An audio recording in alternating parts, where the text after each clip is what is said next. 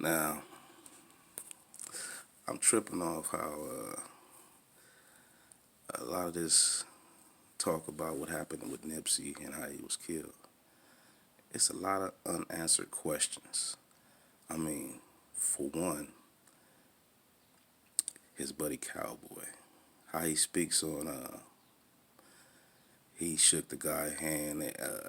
They told him, the guy told him that he was a rapper and all this. First off, what a footage of him shaking their hand. I want to see that footage of him shaking his hand and then him saying that. Then you hear some story about the guy was a snitch and they told him to get out of here, you a snitch. Okay. But the footage of him shaking their hand, I would love to see that footage. And then the fact that Cowboy said after that he took his food in. So I'm thinking, is Cowboy the one that was in that car that got out the car and walked right past Eric Holder? Because he said 3 seconds. So that was you that got out the car and took your food in, right? But you bumped into Eric Holder, which was a weird thing. If that was actually him, somebody bumped into Eric Holder before he went up to do the shooting. And it's like, okay. Now when he's explaining it to someone on camera, he's saying the guy walked up, shook their hand, whatever. But then he turned around and say that they say, what did he say? Well, first off,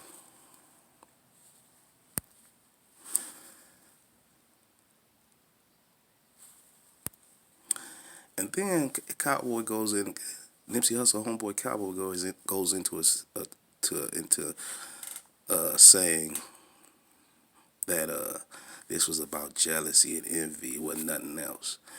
Why in the world, right the day of, right then and there, you say it wasn't nothing? How are you going to assume somebody's going to implicate somebody else in this? Why would you say that? That's kind of weird that he would just on camera just blurt out the same, like hours from him getting killed, say, oh, it wasn't nothing, it wasn't nothing else, it was this and that. Why would you just go on defense mode? You defending something you don't know if it's not that or not. I mean, that's suspect how he did that. It's a lot about the situation. You just gotta keep looking, listening, and looking, and break it all down. It's a lot that don't make sense. And then there's some Mexican guy or Latino guy. He had some type of he had put up something on YouTube where on his police scanner or on his walkie-talkie or whatever, you can hear the police that's on duty, that's on, you know, I don't know where they were located at, but they was around the facility of what was going on with the funeral, and was bad mouthing Nipsey and his family. I mean, really racial, speaking like racistly. Like it's crazy. Like I don't know. I gotta I gotta look up at some more footage and I'll get back to y'all on what I think about what I'm hearing and seeing. But man, it ain't adding up. And then Christopher Darden is defending Eric Holder with a not guilty plea. I mean, is there something to this to where Christopher Darden would take this case and enter a not guilty plea? Let's not forget, they do make these masks that you put over your face, from like movie props or stuff they use for making movies to make your face look like someone else. A white guy, wasn't that long ago, a white guy robbed a bank using a face of a black guy. It was a mask.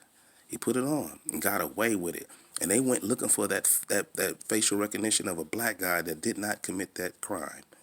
And the funny thing about it, the only way that white guy was caught because his girlfriend told him, yeah, he did it. He had a mask that looked just like that black guy's face. They came to the house, got the mask, and I swear, man, that was crazy. Looked just like the black guy, and it was a mask. How many times have they done that? Went into the neighborhood, started killing people with a black face on, go robbing banks, just so they can keep up the violence in the black neighborhood. Oh, black people are robbing, killing, and stealing. How we know white people ain't putting on these faces and just going and doing that shit and blaming it on black people? Not just white people, any other race that ain't black. Because I swear that footage of Eric Holder in the back seat, that weird, that it wasn't, it was like a kind of a fuzzy picture. It wasn't perfect, but I swear that did not have the facial shape and the bone structure you see. It seemed rigid. It seemed kind of, it seemed weird. And I was thinking of that mask. Like, man, what if that was a mask that looked like Eric Holder? Because why would he enter a not guilty plea? You know what I'm saying? Like, that's crazy. It's a lot about that. And everybody's speaking on it. People you didn't know that knew Nipsey Hussle or even had thoughts about him, they speaking on it. It's murder and speaking on him as like Steve Harvey. It's a lot of black activists. So that lets you know there's a lot of things going on behind the scenes that we don't even know about. Nipsey Hussle was connecting with a lot of different people.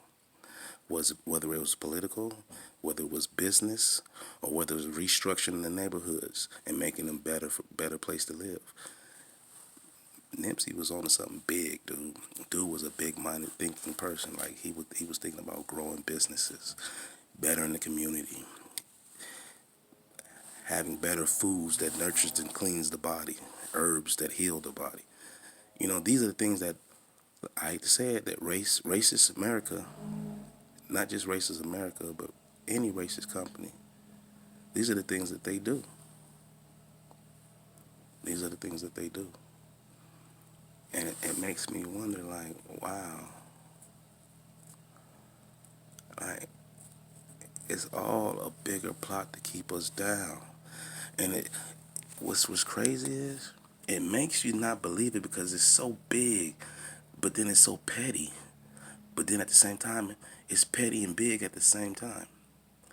And the petty part is to make it look like it's no, that is not actually happening. That's why we all, even us as black people, we deny it. Oh, that ain't true. That can't be. Why would they do that? Why would they do anything? Look at all the things throughout history they done that didn't make sense. That was like petty, but then that pettiness ultimately became something big. Like sometimes doing something small on a small scale can amount to a large level, can amount to a large scale in time, over time. And one small one small step for man, one giant leap for mankind. That's how they think. They take a small step and turn it into a big leap. So they'll do some petty little bullshit and say, we wouldn't do that. That couldn't happen. That's conspiracy theories. Man, there's a lot of so-called conspiracy theories that's actual facts that actually happen. All our black leaders, from small leaders to big leaders. I don't care if you go as far as to say Martin Luther King, Malcolm X, Huey Newton. You got to think about it. We got people who are in the church that are political leaders. We have people who are actually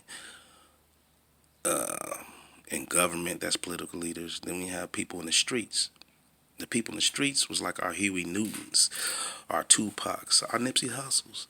You know, we can go back from the 60s all the way down to now. It don't matter how big or small you are, they're going to knock you down. Because think about it. Big,